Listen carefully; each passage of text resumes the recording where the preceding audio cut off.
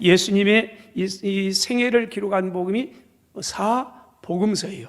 마태복음, 마가복음, 누가복음, 요한복음, 이 4복음서가 예수님의 생애에 대한 복음서인데, 그 예수님의 생애를 기록하는 복음서의 매 복음서마다 약 3분의 1이 이 한 주간에 되어진 그 기록이에요.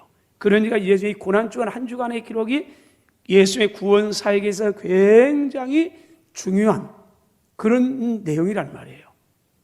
이 고난주간 한 주간을 우리가 보면 이 주간을 가득 차 한 주간이 얼마나 소중한, 그래서 교회마다 고난주간을 맞이할 때마다 특별히 작정을 하고 기도하기도 하고 예수의 고난에 동참하기를 원하는 겁니다. 그래서 약 30년 전만 해도 고난주간이 되면 어떻게 했습니까? 우리의 우세대들은 고난주간 예수의 십자가의 고난에 나도 동참하겠습니다. 그래서 금식을 하기도 하고, 때로는 금식이 하루가 한 주간 힘들면 하루에 한 끼씩을 금식하면서 예수 십자가를 묵상하고, 그리고 그 금식했던 그 금식미를 헌금을 해서 어려운, 먹을 것 때문에 어려운 사람들에게 나눠주는 이런 일을 했어요. 지금은 금식하는 경우가 참 드뭅니다만은 어쨌든 그러면서 한 주간 동안을 십자가를 묵상하고 주님의 사랑을 기억하고 그렇게 경건해지면서 주님처럼 이렇게 따라가겠습니다, 그런 각오를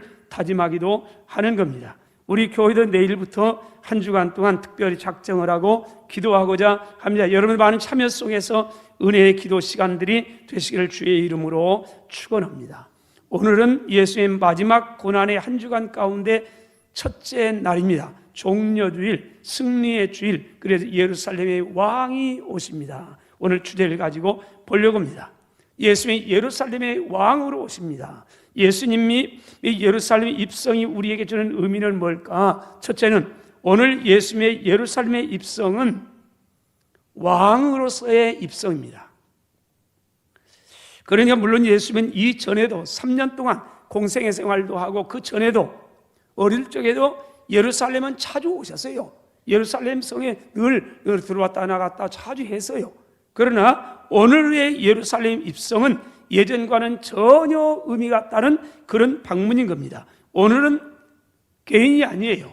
메시아로서 이스라엘 백성을 구원할 구원자로서 영적인 왕으로서의 당당하게 지금 입성을 하고 있는 겁니다. 그래서 오늘 본문에 마태는 이렇게 기록합니다. 시온 딸에게 이르기를 내 왕이 내게 임하나니 그는 겸손해서 나귀 곧 멍에 매어 보지 않은 이 짐승의 새끼를 탔습니다. 시온 딸에게 이르기를 내 왕이 내게 임하시나니.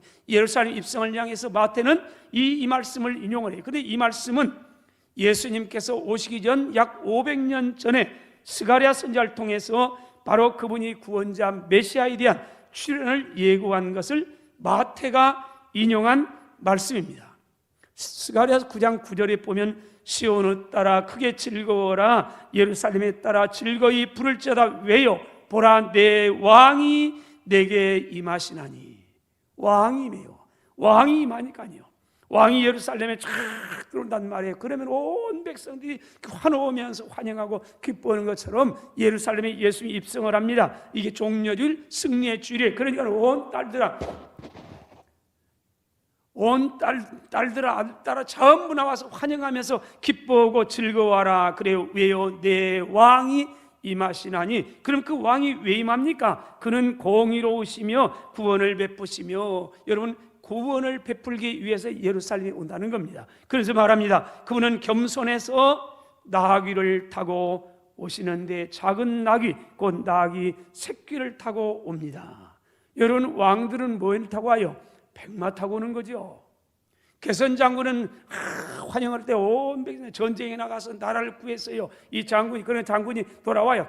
전쟁을 이기고 개선 장군으로서 팍 찍어올 때는 백마 타고 확 잘 와요. 온 백성이 좌우의 길로 쫙 서가지고 환영을 하면서 호산나 노래를 부르면서 우리를 구원한 이 장군이 들어오신다고, 때로는 왕이 들어온다고 기뻐하면서 찬양을 막으면서 환영을 하는 거예요. 그럼 예수님이 오시는데 나는 그러면서 그분은 왜 예루살렘에 오시느냐? 왕으로 오신다. 그래서 구원을 베풀러 오신다. 그런데 그분은 백마 타고 오는 게 아니고 나귀를 타고 왔다. 여러분, 나귀가 우리나라는 별로 없죠. 그럼 나귀에 대해서 개념이 별로 없어요. 나귀는 얼마나 적으냐면 나귀는 짐을 싣고 다닌 거예요. 때로는 사람이 타요. 말은요. 말은 전쟁용이에요. 달라요. 이스라엘은 원래가 이 말이 없어요. 그래 전쟁을 위해서 군인들이 왕들이 이 말을 수입해 와고 그런 거예요. 나귀예요, 나귀. 뭐냐? 평화예요, 평화. 그래서 나귀를 탔다는 말은 전쟁이 타는 게 아니고 이건 평화의 왕, 평화의 왕. 그래서 그것도 새끼를 탔어요. 얼마나 크냐 하면은 나귀는 큰 개와 말 사이, 그래서 장정이 좀 롱다리가 타면요 땅이 끌려요. 발이 달 정도요. 우리는 약간 떠요. 그래서 아주 그렇다면은 허리가 잘르게요. 무겁고 그만큼 적어요, 나이가. 한번 상상해 보세요. 예수님께서 33세라고 그래요. 일반적으로 큰 장년. 근데 나귀도 그것도 새끼를 타고 가요. 그 모습이 어떠겠어요? 꼴불견이죠. 개선장군이 아니에요. 그분은 근데 왜 그러냐? 겸손했다는 거예요.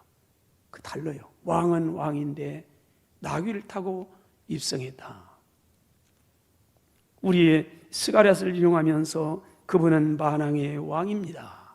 만주의 주님이 됩니다. 저와 여러분의 구원자로서 임하게 됩니다. 그래서 온 예수님께서 이 나귀를 타고 예루살렘에 오니까 그 온 예루살렘의 성민들이 다 외쳐 불러요. 오늘 9절입니다. 앞에서 가고 뒤에서 따르는 무리가 소리 높여 이르되 호산나 다윗의 자손이여 찬송하로다 주의 이름으로 오시느니 가장 높은 곳에서 호산나 하더라. 요한복음 12장 13절에서는 똑같은 기사를 이렇게 기록합니다. 종려나무 가지를 가지고 맞으러 나가 외칩니다. 호산나 찬송하로다 주의 이름으로 오시는 이 곧 누구예요?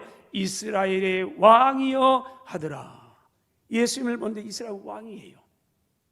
헤롯 왕이 있어요. 또 빌라도 총독이 있어요. 근데 예수님을 왕이라고 외쳐요. 온 백성 알아요.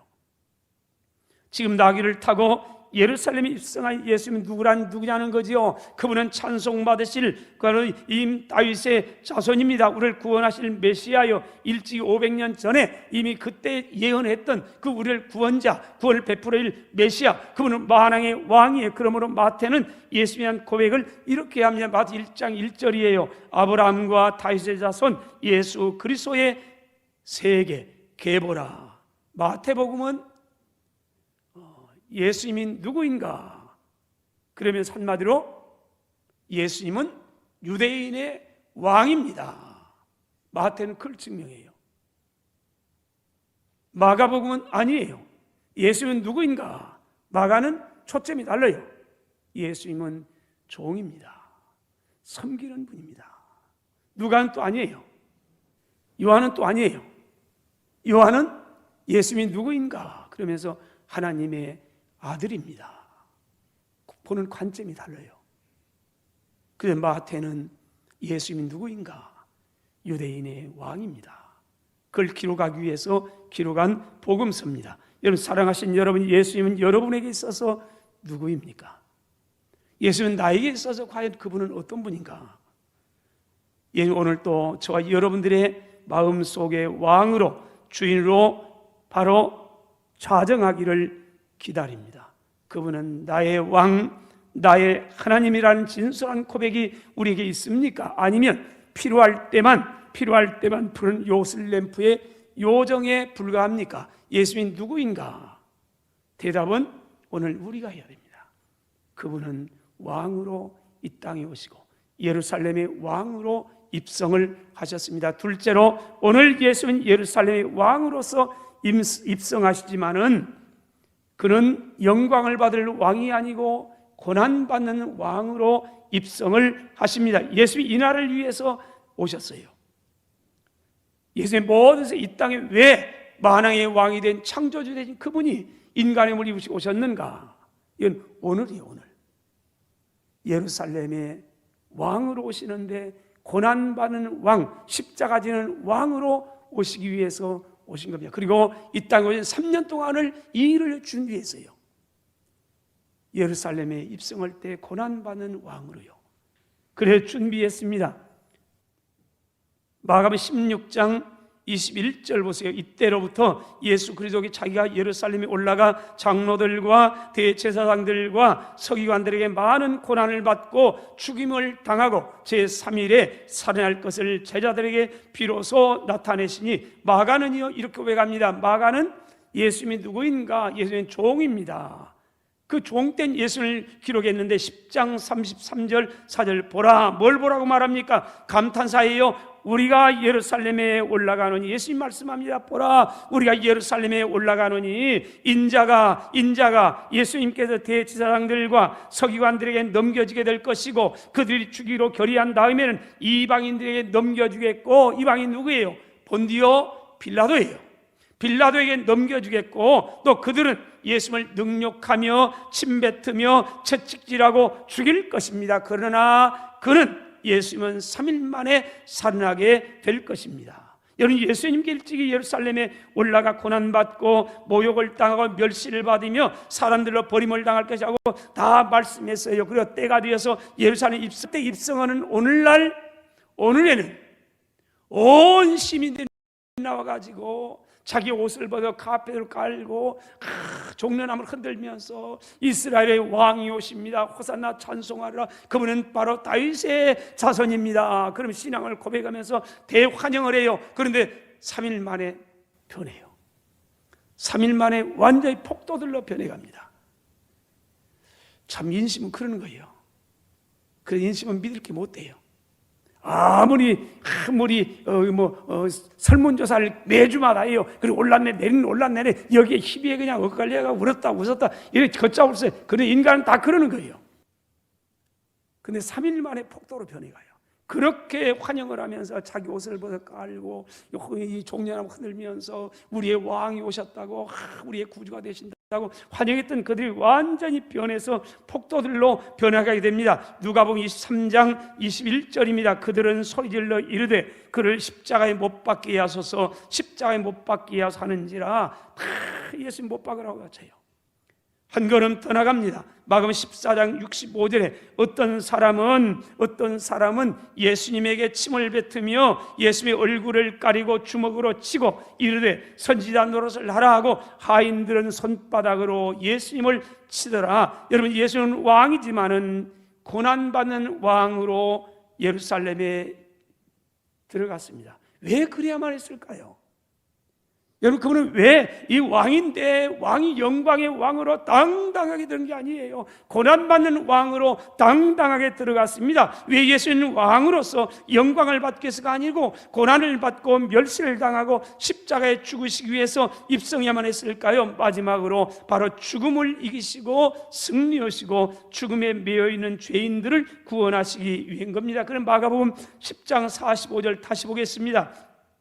인자가 온 건 섬김을 받으려 함이 아니라 도리어 섬기려 하고 자기 목숨을 많은 사람을 위한 대속물로 주려 함이니라. 예수님께서 이 세상 오신 것은, 예루살렘에 올라가 십자가에 죽으신 것은 많은 사람들을 위해서 자기 목숨을 대속물로 주려 했다는 거예요. 이 대속물은 구약적인 용어예요. 구약의 사람이 죄를 지으면 그 죄를 용서안 받기 위해서 사람 대신 제물을 드렸습니다. 그게 때로는 양이 되기도 하고 때로는 비둘기가 되기도 하고, 또 돈이 많아 부자는 황소를 잡아 드리기도 하고, 그래서 사람이 죽여야 될 그 자리에 짐승이 대신 죽임을 당합니다. 그걸 속죄의 대속의 제물이라. 그 다음에 우리는 삽니다. 죄인은 살아요. 이게 대속제물이에요. 그런데 예수님이 그랬어요. 나는 많은 사람들 위한 대속제물이라. 너희를 건져내고 내가 대신 죽임을 당하는 제물로 내가 십자가에 죽을 것이라. 여러분, 십자가의 죽음은 죽음을 위한 힘없는 죽음이 아니에요. 예수님의 십자가의 죽으심은 어떤 사람한 것처럼 힘이 없어가지고 로마의 군병들에 잡혀서 그렇게 죽었다, 그 이단이에요.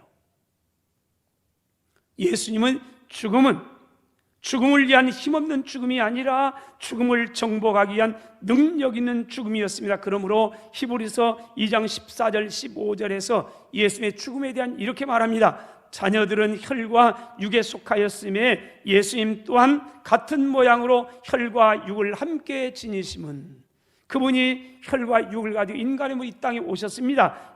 왜 이 땅에 오심은 그 말이에요. 그리고 십자가에 지니심은 죽음을 통하여 죽음의 세력을 잡은 자 곧 마귀를 멸하기 위해서입니다. 또 죽기를 무서워함으로 한평생 동안 그 매여서 종노란 모든 자들을 놓아주려 하심입니다. 여러분, 예수님께서는 예루살렘에 올라가 십자가의 죽으심을 통한 두 가지의 큰 일을 했다고 합니다. 하나는 죽음의 세력을 잡은 자 마귀를 멸하시는 그런 일입니다. 마귀를 잡으려고요. 그래서 마귀를 잡아서 불구덩이에 넣으려고요. 그래서 오셨다고 말합니다. 이 땅의 문제는 여러분, 저와 여러분의 많은 문제가 있어요. 살아가는 가운데 가장 큰 문제가 있어요. 인간이 해결할 수 없는 문제가 있어요. 인간의 생로병사의 문제를 해결해 보려고 보리스나 밑에서 아무리 돌을 닦고 사색을 하고 연구를 한 데서 답이 나온 게 아니에요. 인간이 왜 태어나서 왜 늙어야 하고 왜 병들이 하고 그럼 왜 죽여야 하는가? 그리고 그 다음에 세상은 어떨까? 아무리 연구한다고 해서 그 답이 얻어집니까? 그 묵상하고 사색한다고 돌을 닦는다고 해서 답이 얻어진 겁니까? 그것도 얻어지지 않아요. 성경은 간단해요. 죄의 문제다. 하나님은 인간을 창조할 때 영생하도록 창조했어요. 그런데 죄가 들어왔어요. 아담과 죄가 들어왔습니다. 죄가 들어온 말미암아 이 땅에 죽음이 왔어요. 생로병사의 문제 여기서 생겼어요. 그래서 모든 사람은 죄로 말미암아 다 죽을 수밖에 없는 거예요. 그래서 근본적인 문제, 이 땅에 저와 여러분이 겪고 있는 모든 문제, 영적인 문제가 됐든 육신적인 문제가 됐든 모든 문제의 근원은 뭐냐? 죄고, 죄의 문제는 마귀고요. 근데 예수님은 이 마귀의 일을 멸하려고 이 땅에 오시게 된 겁니다. 그리고 십자가에서 예루살렘에 올라가 십자가에서 죽으시고 부활을 통해서 죽음을 이기시면서 보라, 죽음을 이겼다. 다 죽음을 정복했어요. 그러려고 십자가에서 죽는 것. 다른 하나는 죄로 말미암아 한평생 동안 마귀의 종이 되어 죽음의 두려움 가운데 살아가고 있는 저와 여러분 모든 사람들에게 거기에서 구원의 자유를 주기 위해서입니다. 영원한 생명을 주시기 위해입니다. 여러분, 죄가 들어오면 다 죄의 포로가 돼가요. 그래서 죄를 지면 쫓아오는 사람이 없어도 뭐예요? 도망가는 거예요. 죄를 짓고는 두 다리 쭉 펴고 자요, 못 자요? 못 자요. 돈 떼어먹거든요. 떼인 사람은 어째요? 두 다리 펴고 자요. 왜 그래요? 우리 안에 본능이에요. 죄가 우리를 얽어매요. 그 죄의 포로예요. 두려움이에요. 그 죽음이 두려워요. 그래야지 이 죄의 문제를 해결하지 못하면 세상의 가장 큰 두려움은 죽음이에요. 죽음 앞에 다 손들고 죽으면 벌벌 떨어요. 벌벌 떨어요. 위대한 철학자도 그래요. 인류의 스승 가운데 한 분인 소크라테스가 그랬답니다. 마지막 떠나려고. 얼마나 위대한 분이에요. 얼마나 위대한 인류의 스승이에요. 그분이 죽으려고 하면서 그랬답니다. 마지막으로 유언이, 얘야 저 우리 앞집에 있는 그 집에게 내가 닭 한 마리를 구워다 먹었는데 그거 못 갚았다. 그거 그냥 갚아달라. 제자를 그러고 죽었대요. 그러나 칼빈은 이렇게 죽었대요. 생각하건대 현재의 고난은 장차 우리에게 나타날 영광과 좋게 비교할 수 없습니다. 언제요? 죽음 건널 죽음 앞에서요. 그 장차 나타날 영광과는 간 비교할 수 없는 영광이 있다. 그러면서 당당히 살아. 왜 그래요?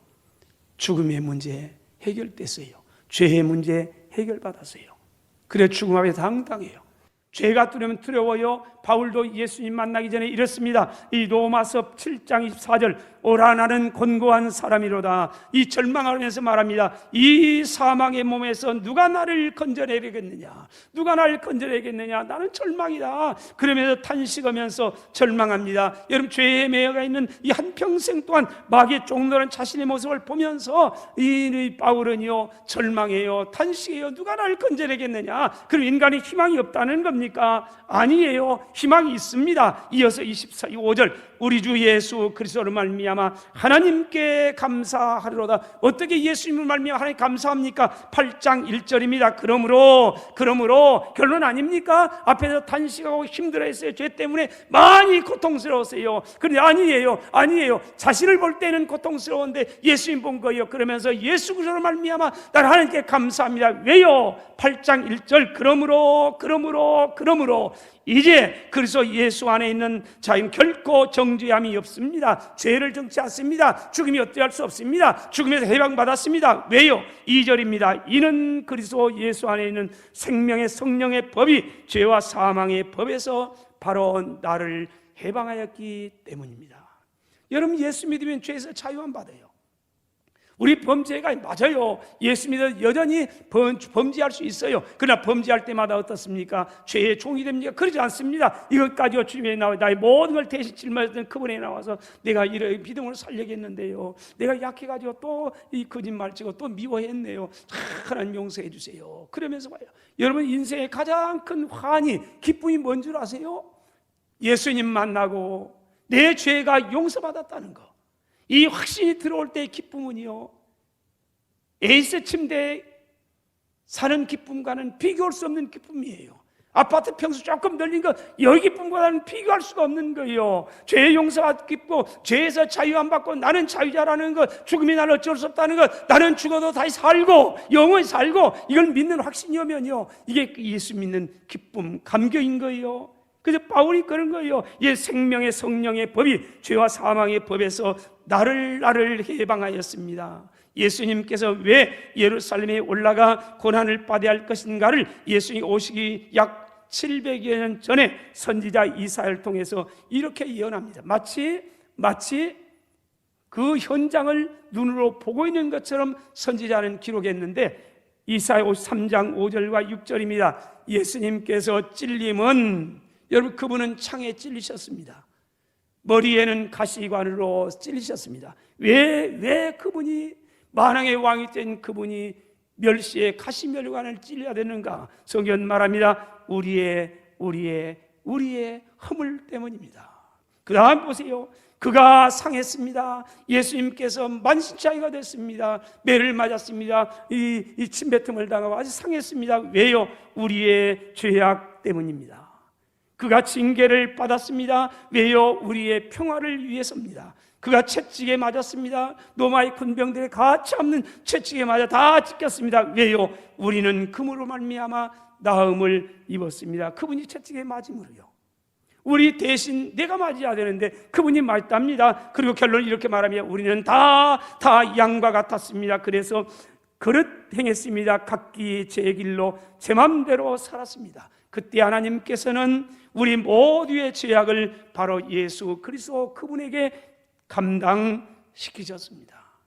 여러분, 예수님이 예루살렘에 올라가셨습니다. 고난의 종으로 올라가셨습니다. 왜 그러느냐? 그리고 찔리셨습니다. 상했습니다. 징계를 받았습니다. 채찍에 맞았습니다. 왜요?